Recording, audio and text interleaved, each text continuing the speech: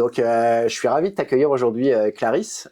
Donc, tu es une jeune entrepreneuse qui incarne donc parfaitement ce sujet qu'on va parler aujourd'hui, donc les études et l'entrepreneuriat, pour faire pas mal de choses. Donc, un petit retour sur ton parcours. 22 ans, tu vis à Lyon, tu es actuellement étudiante en programme Grandes Écoles à l'INSEC, donc aussi à Lyon. Une spécialisation en entrepreneuriat, donc tu es déjà bien poussé dans l'entrepreneuriat. Avant, tu avais fait un BUT GACO avec une option aussi en entrepreneuriat.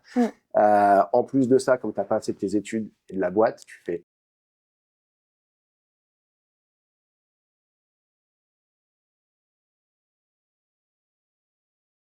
tu fais donc une alternance en plus chez Apicil à la direction marketing, santé, prévoyance du groupe.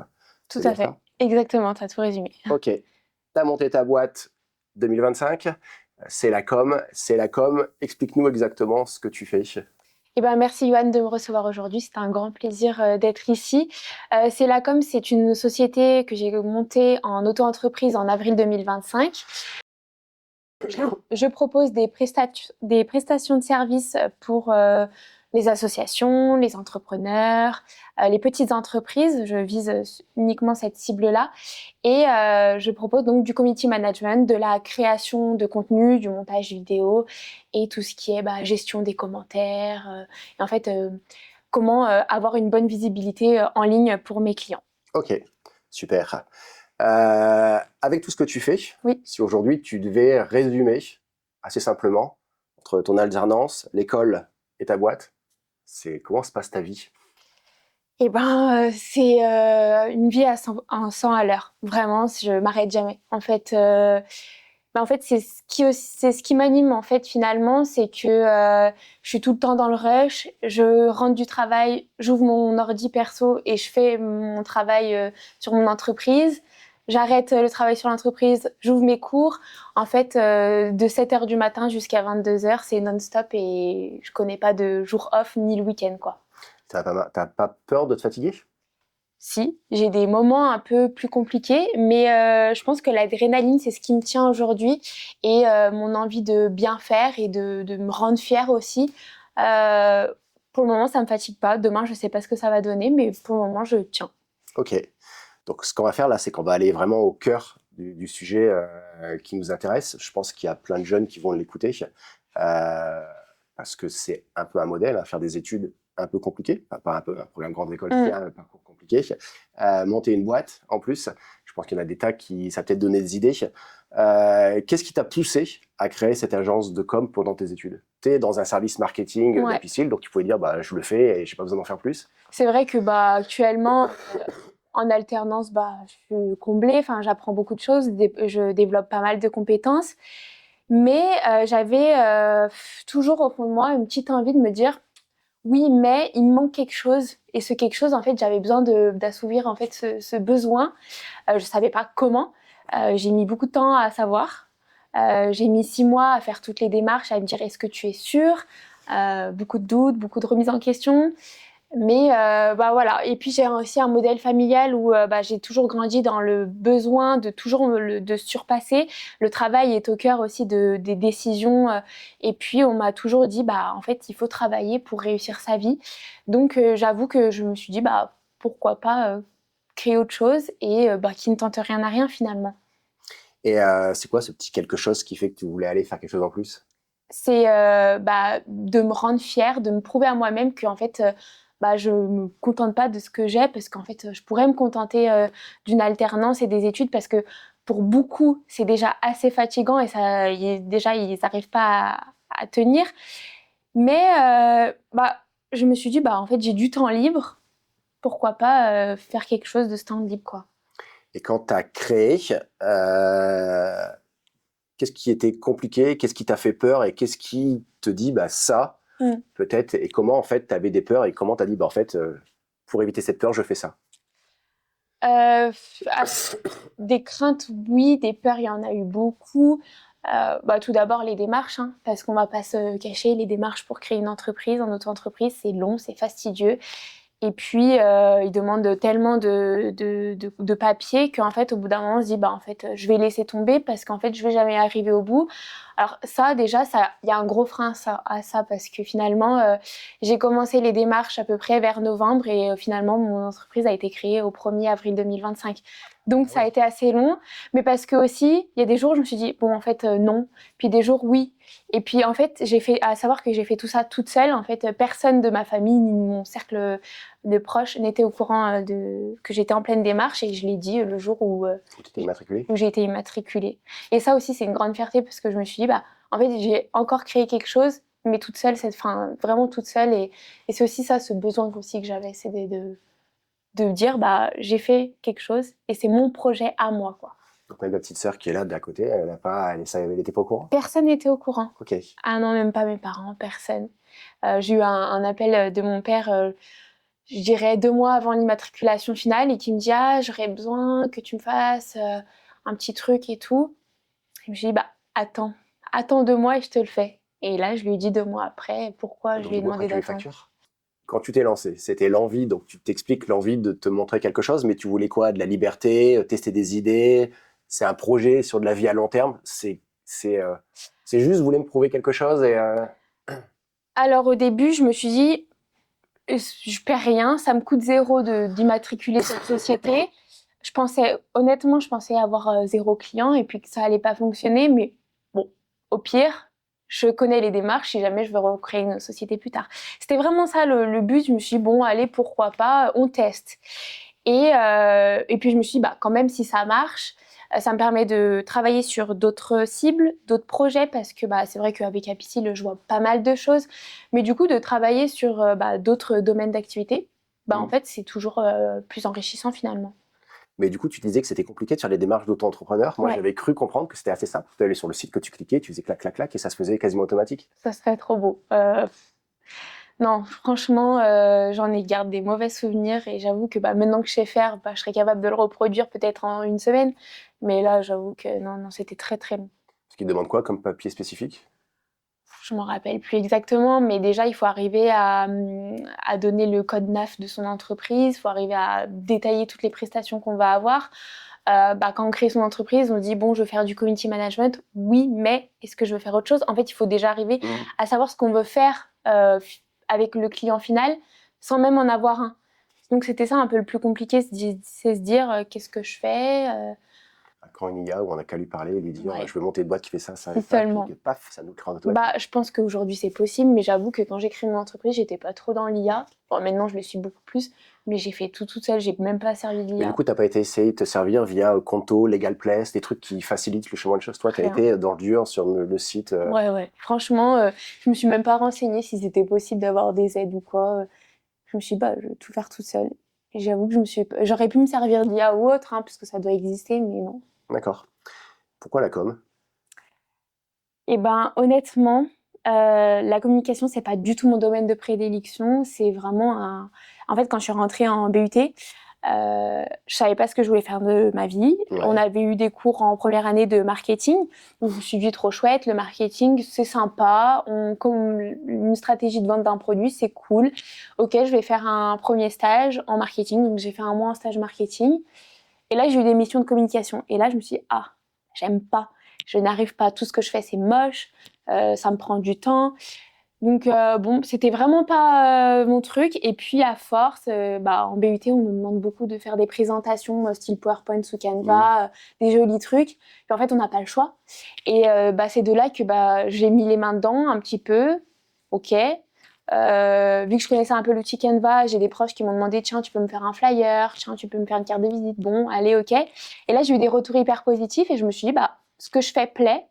Et finalement, jour après jour, je développe ma créativité, chose que je n'avais pas du tout en sortie de bac. Ouais. Et là, en fait, j'adore la communication, j'adore créer. Et en fait, ce que j'aime, c'est toutes mes idées qui sont dans ma tête, c'est de les mettre sur un papier, quoi.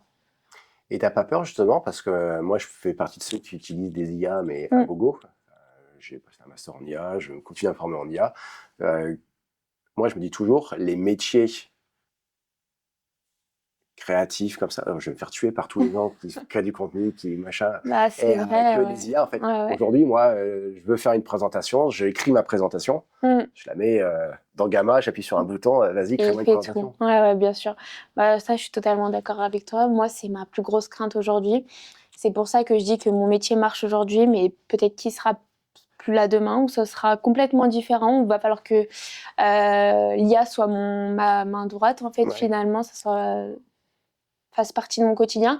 Aujourd'hui, j'avoue que je l'utilise un peu, mais c'est pas totalement, parce que j'aime quand même garder ce Le côté truc de faire la où... main. Ouais. Mais du coup, toi, tu es dans une exécution pure de documents où tu vas quand même, quand tu vas voir tes clients, discuter avec eux de stratégie. Quand tu fais du community manager, c'est tu prends ce qu'ils te demandent et tu fais, ou tu leur dis, bah là, en fait, là, il va falloir communiquer comme ça, il va falloir faire comme ça, il va falloir... C'est un peu des deux, ça dépend du client, parce qu'il y a des clients qui ont une idée bien précise et j'avoue que ok, pourquoi pas. Des fois, j'aime beaucoup apporter des nouveautés. Il y en a qui adorent. Franchement, il y en a qui partent de zéro, donc en fait, ils prennent tout. Ils me font. La plupart de mes clients, c'est une confiance totale, hein, les yeux fermés, fait. On te fait confiance, une petite validation derrière, mais c'est très rare qu'il y ait des retours. Et par contre, j'en ai quelques-uns qui ont déjà leur idée en tête, et quand j'apporte des nouveautés, non. Ils veulent pas. Okay. Donc après, moi, c'est pas grave. Finalement, je fais ce que mon client veut, hein, même si c'est pas ce que je veux moi et ce que j'aime faire. Tant que ça leur plaît, bah. Ok. Ouais. Et si on continue d'avancer en fait dans ça, en fait, aujourd'hui, donc t'es à l'INSEC, c'est une école de commerce, tu t'es en alternance en marketing. C'est hyper intéressant pour toi parce qu'en fait, tu peux directement mettre en application les cours que tu vois. Oui et non. Parce que, alors, je suis à l'INSEC, je suis en majeur entrepreneuriat, donc je vois pas du tout de marketing. Ouais. Et puis en fait, à Apicil, je fais du marketing plus de la création de contenu. En fait, je suis dans le service expérience client et contenu, en fait, parce que dans la direction, on est 3 services différents. Et finalement, j'apprends pas du tout à créer du contenu à l'INSEC. C'est plus stratégique à l'INSEC. Ce que j'apprends, c'est comment manager, comment créer une entreprise finalement.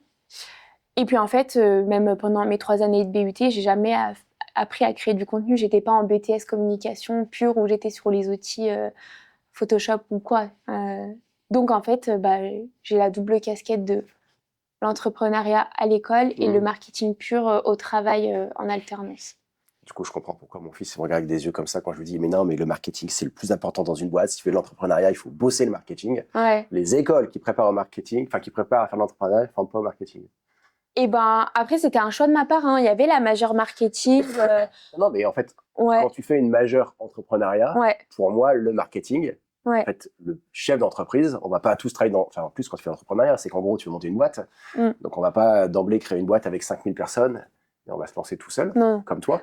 Et la boîte, elle va monter.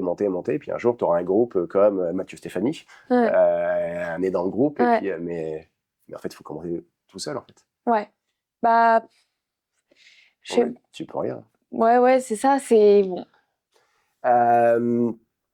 Du coup, quand tu as monté ta structure, même l'école, du coup, à ce moment-là, l'école t'avait expliqué comment monter une boîte, donc tu avais entendu parler à l'école, mais vous n'aviez jamais fait. Alors, non, du coup, parce que en fait, en première année de master en programme grande école, c'est hyper généraliste.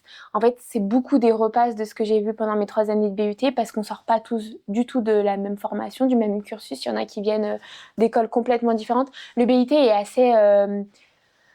c'est une formation qui est assez dure, qui est prenante. On apprend énormément de choses. Enfin, moi, ça m'a transformée, honnêtement.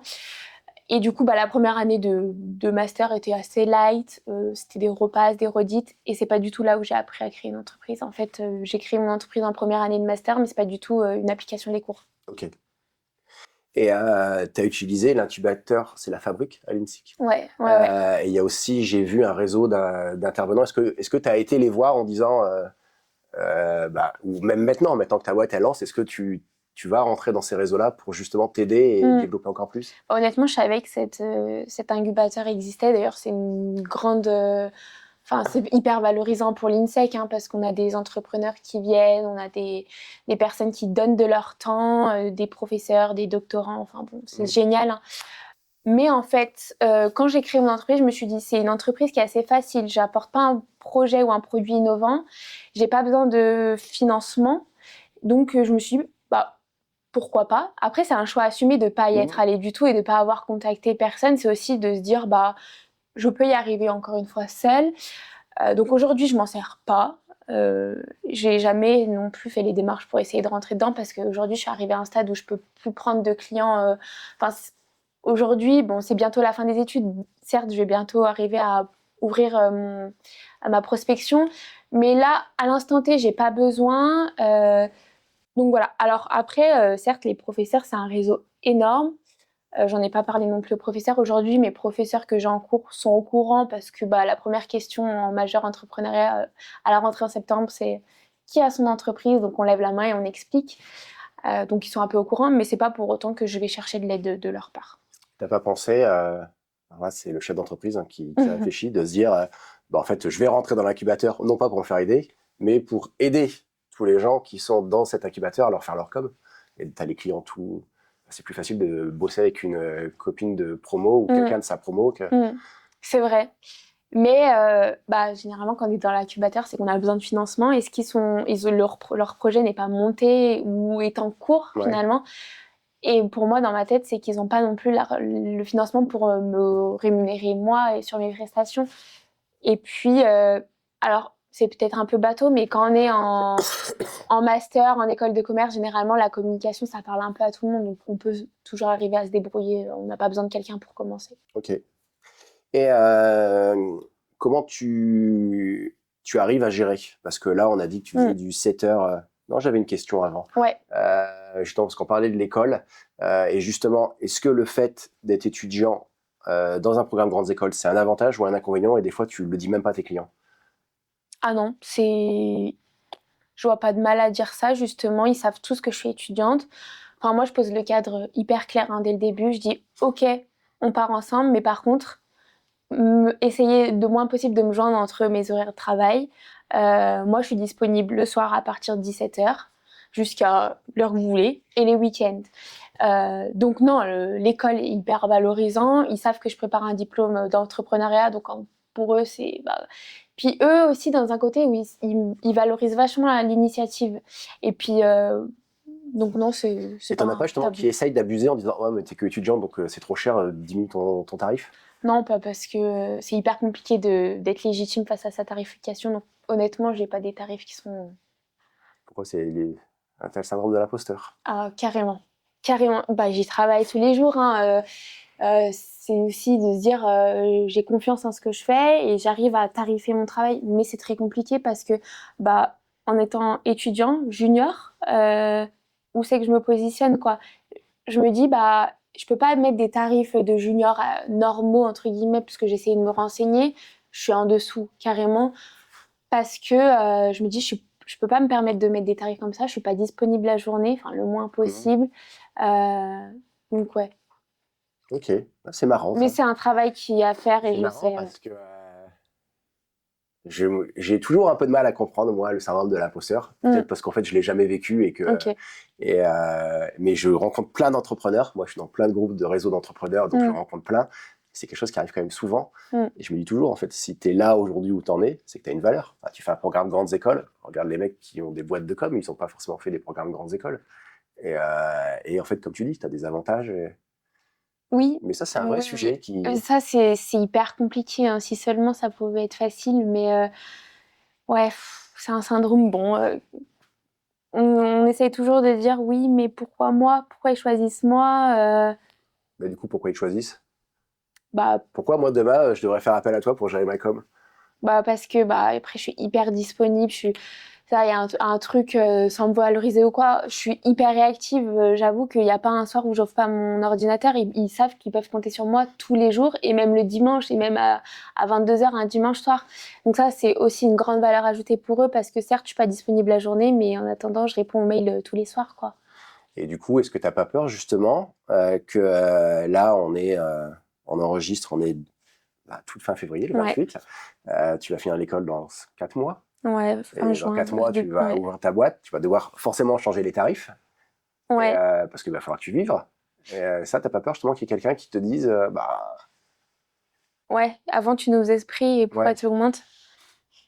J'y ai pas pensé encore. J'avoue, je sais pas ce que je vais faire encore en septembre, hein, je sais pas si je me lance pleinement dans ma société ou je garde quand même la sécurité financière de trouver un travail. J'avoue qu'aujourd'hui, c'est le grand point d'interrogation sur ma vie. Je me laisse aussi un peu couler parce que bah, j'ai trop de charges avec le mémoire et tout ce qui s'ensuit avec l'école. Mais sur la tarification, oui, je sais qu'un jour, je vais devoir revaloriser. ok. Et donc du coup, pour la question que je voulais poser tout à l'heure, c'est comment tu arrives concrètement à gérer tout ce que tu fais? Parce que là, tu as dit, je fais 7h, 22h, mais tu te lèves le matin, c'est les cours, c'est quoi en priorité? C'est ce que tu viens de nous parler, justement, tu as le mémoire. Je sais pas si tu as comme office des mid-terms, des final terms, des machins, des trucs. Ouais, bah ça, c'est une bonne question. C'est sûr que même moi, je me pose la question tous les jours. Je me dis, mais comment tu fais? En fait, bah, je commence le travail à 7h30. Du coup, à Piscine, pour le coup, c'est génial. C'est on a des horaires un peu variables et on peut commencer très tôt. Et à 16h, moi, je pars du travail. Et du coup, j'ai encore tout mon après-midi. Donc, moi, ça me va hyper bien. 7h30, 16h. Et puis après, donc, bah, quand je rentre, je taffe un peu sur mon mémoire. Puis j'ai un grand oral aussi avec l'INSEC, donc le grand oral. Puis on a aussi évidemment des partiels, des examens avec les autres matières, des rendus intermédiaires, tout ça. Donc ouais, c'est assez chargé. Et donc du coup, c'est école en priorité, et après, mais imaginons, Mm. demain, tu as une deadline sur un gros projet dans ta boîte et un gros projet école. Comment tu vas gérer? Là, c'est pour donner des tips à tous ceux qui nous écoutent. Comment je vais gérer? Bah en fait, je fais les deux. Bah, j'organise mon temps, hyper important l'organisation en fait. Il faut avoir énormément de rigueur. Surtout, le plus grand conseil que je peux donner, c'est jamais de se prendre à la dernière minute. Alors moi, je suis hyper prévoyante sur ça. J'aime toujours être en avance. Alors surtout à l'école, d'ailleurs, mes camarades de classe, ils en peuvent plus de moi parce que il y a un sujet qui est donné, le lendemain il est terminé pour moi, même si on a 3 mois de délai. En fait, moi c'est tu me le donnes, je te le fais tout de suite et on n'en parle plus. Et je suis exactement pareil avec mon entreprise personnelle. C'est que, enfin ma boîte c'est la com, c'est que j'ai un sujet à faire, j'attends pas. Même si on me dit oh bah t'as 1 mois et demi pour faire ce montage, pas de souci, je te le fais aujourd'hui, tu l'as aujourd'hui quoi. En fait, c'est ça, c'est que du coup j'organise mon temps en fonction de la demande et bah ça m'arrive très rarement d'avoir de grosses urgences. Je fais quoi? Ça m'est jamais arrivé, donc je me suis jamais trop posé la question. Et du coup, tu as des outils de gestion de projet, des notions, des Trello. Ouais, alors j'utilise Trello avec un de mes clients, mais après, moi j'ai une organisation personnelle dans mes notes sur mon ordinateur. Donc, dans tes notes, tu gères ça avec toutes tes notes. Ouais. To-do Beaucoup list, de post-it et j'aime beaucoup écrire. post-it papier. Ouais. Ok. J'ai une to-do list écrite, des post-it que je barre, que je réécris tous les jours. C'est ça c'est mon pense-bête, parce que j'avoue que le téléphone, déjà qu'on est on a beaucoup déjà de notifications, beaucoup de trucs. L'écrit, je le garde et c'est hyper important pour moi. Et dans ta to-do list, t'es plutôt du genre à écrire faire projet Monsieur Dupont, ou t'es plutôt du genre à écrire projet Monsieur Dupont, premier 1, faire ça, premier 2, faire ça, premier 3, faire ça, et te barrer pour voir que ça barre, ou toi, c'est le gros projet, je l'écris en gros, je sais C'est que le j'ai à grand faire. titre, je sais ce que j'ai à faire. Ok. Ouais, ouais, bon, j'ai une bonne mémoire pour ça. Donc Et non. t'arrives à savoir combien de temps tu vas passer sur un projet? Non, pas du tout. Bon, après, il y a des trucs un peu basiques comme un post sur les réseaux sociaux. Enfin, le client me donne une photo, je fais un petit titre, une petite mise en forme. Ça, c'est hyper rapide. Je sais qu'en une demi-heure, 1 heure, si tu veux, le sujet, c'est plié. Enfin, on n'en parle plus, c'est publié, quoi. Mais après, sur des montages vidéo, bah, ça va dépendre de plein de choses, de bah, comment ça s'est passé, le rush, hein, s'il y a beaucoup de découpes à faire, si le son était bon, pas bon. Donc non, c'est compliqué d'arriver à se dire ça, je le fais en telle heure, ça en telle. Ok. Et au niveau financier, Ouais. faire de la com, ça coûte cher quand on voit tous les outils qu'on utilise. On parlait avant de partir de certains outils que moi j'utilise. Mm. Je ne sais pas ce que tu utilises, mais pendant un moment, moi j'ai voulu utiliser la suite Adobe. Je les ai regardés, j'ai souri, j'ai dit merci, au revoir. Ouais, ça coûte super cher. Toi, tu arrives aujourd'hui à ce que ton entreprise, elle paye les outils que tu utilises, ou alors c'est parce que tu as un salaire en tant qu'alternante qui te permet en fait de faire vivre ton entreprise pour l'instant? Alors non, mon entreprise, bah, c'est la com permet de me payer mes outils. Ouais, j'ai pas mal d'abonnements, ça va vite cher. J'essaye de pas tous les prendre non plus. Bah, on peut pas, hein, sinon je me paye plus. Mm. Mais j'avoue que finalement, avec l'argent que je touche à la fin du mois par mes clients et ce que je donne sur les abonnements, il me reste un peu quand même. Ouais. Hein. Mais ouais, ça coûte cher les abonnements. Ah, ouais, ça coûte une Des fortune. Et puis, communications, on pour parlait les IA, d'IA. puis voilà, ça Ouais. coûte super cher. Ah, Parce forcément, on veut que ce l'abonnement à soit. vin, l'abonnement à Remake It, l'abonnement à machin, Ouais. l'abonnement à truc, et puis Ouais, ouais. on en est à la fin du mois. Tiens, je dépense 1500 balles en abonnement. J'essaye de beaucoup passer en gratuit le plus que je peux. Moi, j'avais mon adresse mail perso, l'adresse mail de ma boîte. Bon, des fois, j'essaie de faire des comptes et tout pour avoir le plus en gratuit, Ouais, mais c'est vite limité quand même, hein, suivant les outils.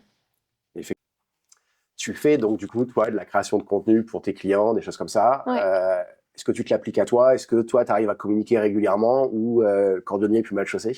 C'est exactement ça. Ouais, pour le coup, je suis pas du tout le bon exemple. Hein. C'est hyper compliqué. Je sais que c'est vraiment le gros point faible que j'ai sur ma boîte, c'est ma propre visibilité, ma propre image. J'avoue que je la travaille pas du tout. Et si c'était à refaire, je pense que je la ferais bien correctement dès le début. Avant de prendre des clients, je travaillerais sur mon Ton image. personal branding. Ouais, parce que là aujourd'hui j'ai pris les clients dès le début et que je me suis dit, là j'ai une page LinkedIn, j'ai même pas créé de page Instagram, là je suis en cours de création de mon site web qui va sortir dans les semaines à venir, mais en attendant, là ma page LinkedIn, je poste pas, enfin je dois poster un post tous les 1 à 2 mois, mais parce que pourtant j'ai plein d'idées, c'est pas du tout l'idée qui me manque, mais aussi de poser et dire là je vais prendre le temps de travailler sur ma visibilité. Aujourd'hui, j'en ai pas besoin parce que je fais pas de prospection. Demain, j'ai besoin de prospection. Je vais aller travailler sur mon image. Ça, c'est indéniable. C'est sûr que je le ferai. Mais j'avoue que mes clients, j'espère qu'ils regardent pas mon compte parce qu'il Pas bon. pas bon. Moi, je te confirme, moi j'ai regardé. Ouais, tu peux le dire. Non, mais... j'avoue. Hein. C'est vrai que j'ai été surpris en fait. Mais c'est pour ça, c'est souvent un cordonnier plus mal chaussé. Moi, je fais une formation en ce moment avec Maxence Tison, c'est l'école des créateurs. Alors j'ai pas le temps, c'est une formation qui est super, mais je la suis mal. Ouais. Mais justement, en fait, qui permet en fait de travailler sur ton personal branding et pour développer en fait plus ta marque sur les réseaux sociaux. Et c'est vrai qu'en fait, quand je suis ces cours et je les écoute, je me dis ouais, en fait, c'est hyper important. Et aujourd'hui, à chaque fois que je discute avec un entrepreneur, je lui dis mais en fait, faut que toi, tu sois visible en fait. Ouais. Mais je te rassure, je suis le plus mauvais aussi. J'essaye de publier régulièrement. Le problème, c'est que moi, mon problème à moi, c'est que j'aime trop de trucs. C'est que en fait, je pourrais publier sur plein de choses. Qu'est-ce que j'ai publié cette semaine? Cette semaine, j'ai publié un post sur l'IA. J'ai pris une grande claque en fait sur l'IA. Où en fait, j'ai une ancienne de mes salariés qui m'envoie un mail bourré de fautes, de mensonges, trucs comme ça. Et en fait, je lui dis, et puis il répond, puis je dis, j'écris mal. Faut prendre les formes là. Donc moi, je prends ChatGPT, je lui dis, vas-y, reformule-moi ça. Mais je voulais pas qu'il change en fait le contenu. Je voulais juste qu'il me reformule, qu'il me corrige les fautes. Et là, j'ai pris une claque où il me dit, en fait, t'es chef d'entreprise. Là, c'est ton ego qui parle. Donc là, j'ai pris une grande claque. Donc du coup, j'ai fait un post sur l'IA. En plus, moi, les IA, j'adore ça, machin. Là, j'ouvre une formation en fait à la CCI de Grenoble pour les entrepreneurs justement sur comment utiliser l'IA. Genre, par exemple, un des trucs que je vais leur montrer, c'est comment créer une IA qui va poster en automatique à des dates précises gratuitement sur LinkedIn. En gros, tu sais ce que tu veux écrire, mais tu as une idée. Tout bête. J'ai fait un autre post hier. Je vais dans un resto tout neuf que je vais tester parce qu'on en avait parlé. Je vais le tester. J'arrive, resto italien. Franchement, super bouffe. Les pâtes, un chouïa trop cuites. Caruso, moi j'aime bien que les pâtes soient bien cuites. Mais un chouïa, pourtant j'aime bien quand c'est al dente. Puis en fait, à la fin, je vais pour payer et la dame elle me dit comment c'était. Je dis ouais, la sauce super bonne, machin. Les pâtes un chouïa plus cuites, ça aurait été top. Et elle me donne ma note. Et je regarde ma note et puis je savais ce que j'avais mangé. Donc je lui dis bah, c'est pas bon prix. Donc je regarde, puis je vois remise 10%. Pourquoi vous avez fait une remise 10%? C'est pour le désagrément. Du coup, hier, je fais un post sur l'expérience client, hyper bonne. Donc je fais ça en sortant du resto. 2 heures après, je vais regarder parce que on cherche en fait une machine à laver pour laver des trucs ici parce qu'on galère. Et je vais dans un discounter. Et j'arrive dans le discounter, il a un système en fait où tous les pièces lourdes dans les étagères, parce qu'on se sert soi-même, sont mis sur des racks avec des roulettes. Super expérience client. Et là, pareil, je regarde le truc, je dis waouh, le truc. Et puis en plus, moi, j'adore ces conneries-là. Et je me dis, ah tiens, j'ai partagé. Je dis, bah non, en fait, j'ai déjà fait un post. C'est typiquement le genre de truc que j'aurais dû pouvoir mettre dans la base, en fait. Pour demain. Et puis dire, papa, je le mets, et puis je dis, vas-y, publie demain. Ouais. Et ça, en fait, je pense qu'en fait, le personal branding, moi, c'est hyper important. En fait. Ouais. Et du coup, c'est pour ça, pour moi, en fait, l'importance du personal branding. Mais du coup, j'ai une question encore plus philosophique. Est-ce que tu en fais pas parce que tu as le syndrome de l'imposteur et tu t'assumes pas? C'est Ouais, compliqué à répondre. Ouais, Ouais, c'est compliqué. Oui et non, parce que j'avoue que j'ai pas honte à poster sur les réseaux sociaux. Quand je le fais, par contre, je vais actualiser toutes les 5 minutes. ouais, Qui a liké, qui a pas liké. Ouais, oui, bon, j'imagine. Mais non, parce que j'ai fait quelques posts où je disais, c'était des petits tips, on va dire, sur quels réseaux sociaux poster, quelle est la régulière. Enfin, je donne des conseils alors que je les applique pas. Hein. J'avoue, je disais que c'est hyper important d'être régulier dans ses posts, d'avoir des dates, des deadlines, etc. Donc non, ça me dérange pas. C'est pas le syndrome de l'imposteur pour le coup sur ça. Et donc du coup, si on parle plus de toi, je suis jeune entrepreneur, Margot, qui est quelque part là-bas en train de faire ses devoirs, demain elle veut lancer une boîte. Ouais. On a voulu, à un moment je lui ai dit, tiens, on a acheté des bijoux pour qu'elle essaie de lancer un truc. Okay. Moi je lui ai dit, va sur TikTok Shop et tu fais des TikTok Shop et vas-y, lance-toi. Est-ce que pour toi, il y a un réseau social justement pour les entrepreneurs où ils doivent aller, où c'est vraiment en fonction de ce qu'ils font? Ça dépend vraiment de la cible qu'ils veulent viser. Vraiment, alors, ça, pour le coup, il n'y a pas de meilleur réseau social qu'un autre. LinkedIn, les pros, si tu veux toucher ta cible pro. En fait, ça dépend si tu fais du B2B, du B2C aussi, puis quel est ton consumer, quoi, finalement. Si tu veux toucher les jeunes, si tu veux un produit facile, un produit facile. TikTok, Insta, c'est tranquille, tu peux poster tout ce que tu veux. Par contre, tu vas pas poster un truc facile pour les jeunes sur LinkedIn. Tu toucheras personne. Les jeunes sont pas sur LinkedIn. Enfin, ça débute à 18 ans parce que on nous force à faire un LinkedIn en études supérieures. Enfin, LinkedIn en études supérieures. Et encore pas toutes les écoles.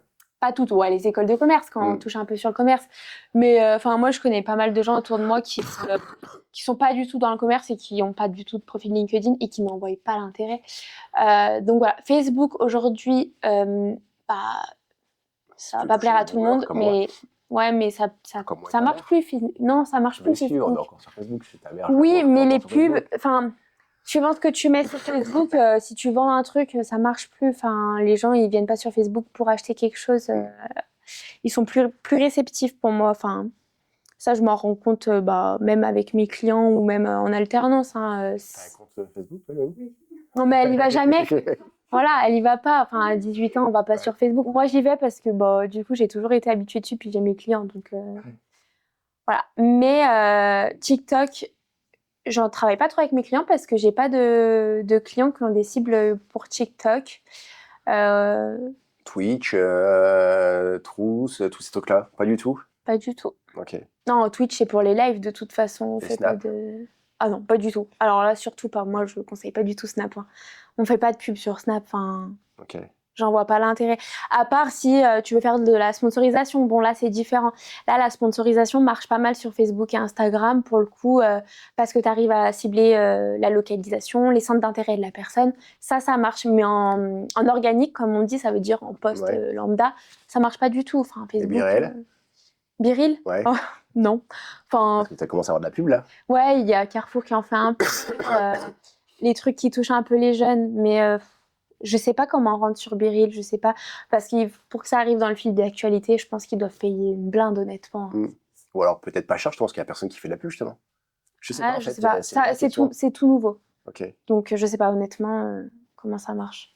Est-ce qu'il y a un projet qui t'a fait où tu es particulièrement fier et tu dis ouais, celui-là, c'était un super projet, un truc hyper intéressant, soit intellectuellement, soit dans ta boîte? Dans ma boîte?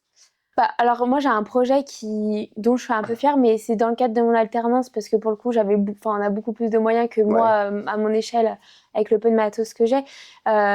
J'ai fait dans la même journée donc on a on a un studio à Piscille, un peu comme les plateaux télé, c'est génial, hein, par contre, faut être DJ pour arriver à maîtriser tous les trucs.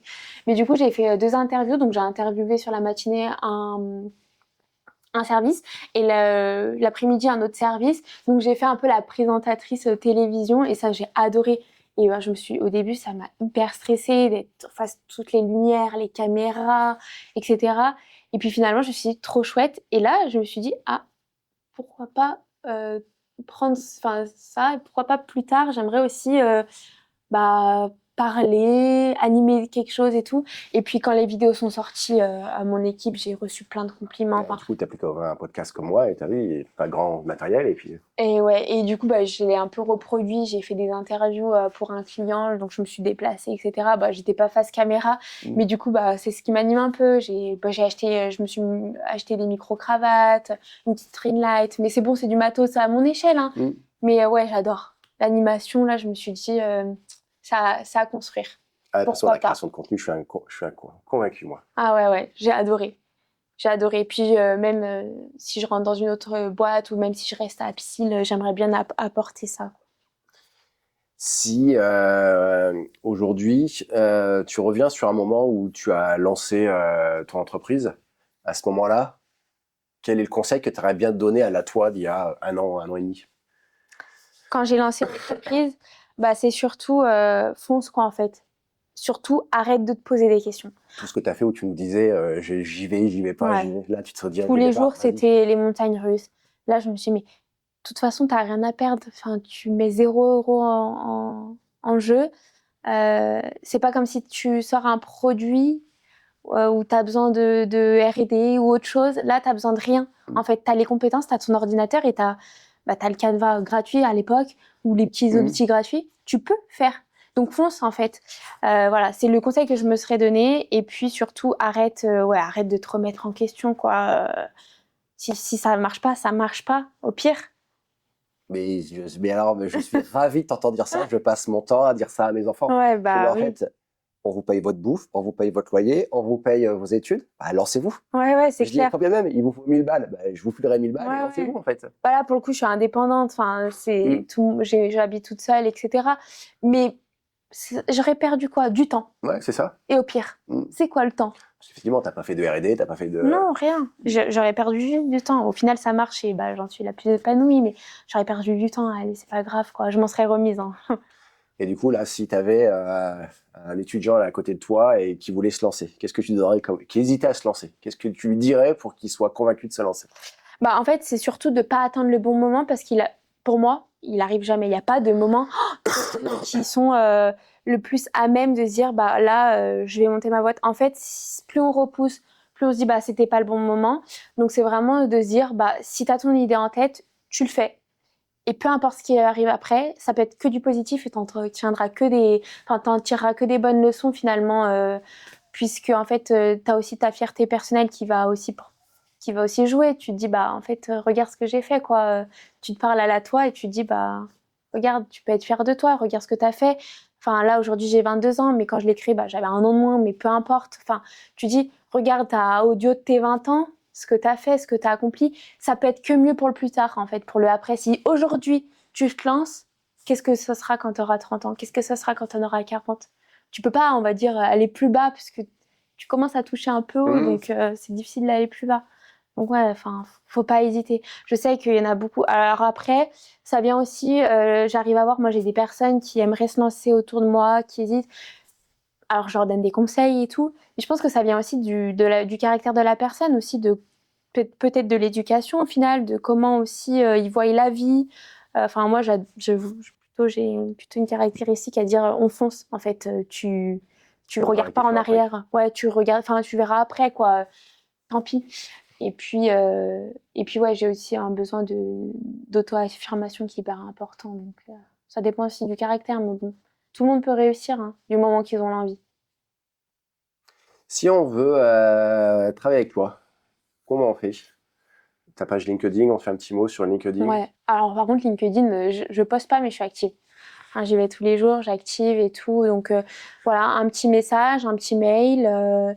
Bientôt sur ma page internet, D'ici 1 à 2 semaines, ça va arriver. Donc ça sera avant que je finis le montage. Avant que tu auras fini le montage, ouais. Donc on mettra le site dans la déclaration. Je le mettrai avec là. plaisir. Là. Juste là. Voilà, donc là, vous pouvez me contacter. Il y a une page de contact. Il y a également toutes mes prestations sur mon site internet. Je mets aussi des conseils. Là, je suis en train de créer un chatbot pour répondre aux petites questions sur le site internet, tout ça. Chatbot, t'as fait quoi? Chat base ou t'as un truc spécial t'as utilisé quoi? Base 44 pour créer mon site. C'est de l'IA, c'est incroyable. Là, ça, c'est l'avenir des sites internet. Ah, mais c'est Hostinger. Ah, c'est le même genre, quoi. Bah, je connais pas Hostinger, mais pour le coup, j'ai appris ça en cours. Pour le coup, j'ai des cours d'IA. Je crois que c'est l'un des meilleurs cours que j'ai eu depuis le début de mon cursus scolaire. Je suis sortie en 2 heures de cours. Là, je suis sortie, je me suis pris une claque déjà parce que je me suis dit, lui, ce prof avant était graphiste. Il a tout arrêté parce que il s'est rendu compte que c'était plus possible. Et je me suis dit, ah ouais. Là, ça m'a remis toute ma vie en question, honnêtement. Il nous a présenté une quarantaine d'IA en l'espace de 2 heures.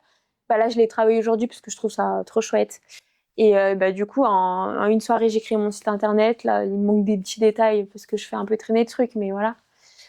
Donc voilà, donc vous pouvez me retrouver sur mon site internet, ma page LinkedIn. Bah aujourd'hui, c'est tout parce que bientôt l'Instagram du coup. Ouais, j'espère. Ou mon LinkedIn perso pour le coup. Je suis un peu plus active sur mon perso que mon pro. Okay. J'avoue que sur mon perso, je parle un peu plus du coup de ce que je fais avec Apicil ou des certifications que j'ai à l'école. Des trucs que je pourrais pas parler sur le pro, quoi. D'accord. Voilà. De toute façon, je ferai tous les liens en fait. Ouais, je te les donnerai. Qui apparaîtront soit quelque part sur l'écran, soit ils seront de toute façon dans la description. Un dernier mot là pour tous ceux qui rêvent en fait de jongler entre études, boulot, rêve d'indépendance. Tu leur dirais quoi? Qu'il faut être prêt, il faut être accroché et puis surtout qu'ils sont prêts à mettre. Parce qu'honnêtement, moi, de mon point de vue, j'ai mis ma vie sociale complètement de côté. Je dirais pas que j'en ai plus, mais presque. Mais je sais que c'est temporaire. Ça fait vraiment le tampon entre la fin d'études et le début de l'indépendance là qui arrive prochainement.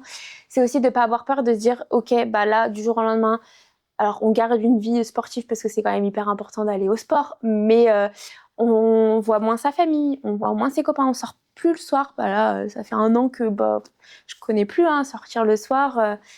J'essaye quand même de pas me renfermer non plus parce que c'est hyper important en tant qu'entrepreneur. Alors moi, j'ai la chance d'avoir avec Apicil, d'aller au bureau, de voir du monde, d'avoir une vie sociable. Mais les gens qui se lancent à 100% et qui arrêtent tout du jour au lendemain, qui restent derrière leur ordinateur chez eux, ça peut être vite compliqué, oppressant et se dire Puis il y en a qui tombent en dépression, honnêtement. Voilà. Puis ça marche pas en fait. Puis ça marche pas, puis c'est encore pire. Ouais, non, mais clairement, donc c'est ça. Donc voilà, c'est ça que je pourrais dire à un jeune entrepreneur, c'est aussi de se dire les débuts sont hyper compliqués, mais pour le meilleur après, sauf si ça marche pas, ça arrive. Je veux dire, il y a une grande majorité des entreprises qui échouent au bout de 2-3 ans. Je viens de faire faillite là, donc dans une de mes boîtes, et c'est comme ça. Et puis il y a pas de tabou, puis c'est pas une honte, puis en fait on réitère quoi, on fait pour reprendre. C'est pas grave. Voilà. Et puis même si en fait aussi un conseil que je donnerais, il y en a beaucoup qui disent entreprendre est égal à avoir un produit ou un projet, un service innovant. Bah non. Ah, je suis pas d'accord avec ça du tout. Mais il y en a beaucoup, pour eux, c'est ça, le mot entreprendre, c'est que si je suis pas innovant, moi je fais un métier où tout le monde fait pareil. On est des concurrents, des concurrents. Ouais. Il y en a plein de community managers en indépendance, plein. Mais t'es pas obligé d'apporter quelque chose de différent. En fait, t'apportes un service que les petites entreprises n'ont pas en interne. Donc du moment que t'apportes un service qui sert, ça marche. Ouais, quelle est la valeur en fait que t'apportes? Voilà. Voilà, mais t'es pas obligé d'avoir une valeur innovante. On est bien d'accord là-dessus. Ouais. Parce qu'après, en fait, tu te retrouves... tout le monde va pas créer Uber, tout le monde va pas créer Booking, tout le monde va pas créer Facebook. Airbnb ou autre, bien sûr. Exactement, ouais. Non, mais bien sûr. Et qu'aujourd'hui, de toute façon, toutes les entreprises, elles se créent sur des modèles. Moi, dans mon domaine, dans la santé, des prestataires de santé à domicile, il y en a des tas. Ah bah oui. J'ai voulu lancer un magasin de meubles, des magasins de meubles, il y en a des tas. Et non, moi je pense que justement, c'est d'essayer de trouver en fait. Là où je mettrais un petit bémol à ce que tu dis, c'est que moi j'aime bien en fait avoir une petite différence. Quelle est la valeur que j'apporte versus mon concurrent? Oui, en soi, oui. Alors moi, la valeur, je veux dire, c'est pas dans la création pure, mais je pense que c'est dans la personnalité, dans l'accompagnement. C'est plus dans la réactivité, etc. C'est plus dans la personne que je suis. Enfin, voilà. Ouais, je comprends ce que tu veux dire. Mais pas après dans le contenu. J'avoue que tout le monde, ce que je fais, tout le monde peut le faire. Tout le monde qui a les compétences un peu créatives, tout peut le faire en fait demain. D'autres choses à rajouter? Bah écoute, je pense qu'on a bien fait le tour là. Je pense aussi. Merci beaucoup. Bah merci à toi de m'avoir reçu aujourd'hui. Et puis,